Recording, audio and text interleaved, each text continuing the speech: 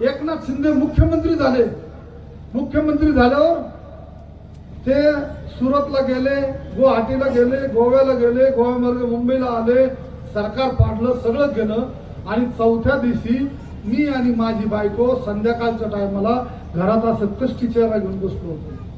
त्यावेळेस मला एकनाथ शिंदे साहेबांचा पीएचा फोन आला आणि फोन आल्यावर त्यांनी मला सांगितलं की एक सीएम बोलणार आहे. मी म्हणलं द्या. मी बोललो. मला म्हणाले रावसाहेब तू कसा आहे? म्हणलं व्यवस्थित आहे साहेब. बाई, मी त्यांना बाई म्हणत होतो, माझे मित्रच होते चांगले. बाई मी व्यवस्थित आहे. बरं, आता नगर जिल्हा तुला सांभाळायचा आहे, पूर्ण ताकद तुला देणार, तू नगर जिल्हा सांभाळला पाहिजे आणि तू माझ्या बरोबर आला पाहिजे. काय देवानी मला सांगितलं काय नाही. त्या क्षणी मी माझ्या बायकोच्या समोर महाराष्ट्राच्या मुख्यमंत्र्याला सांगितलं मी मरेपर्यंत उद्धव ठाकरे बरोबर राहणार.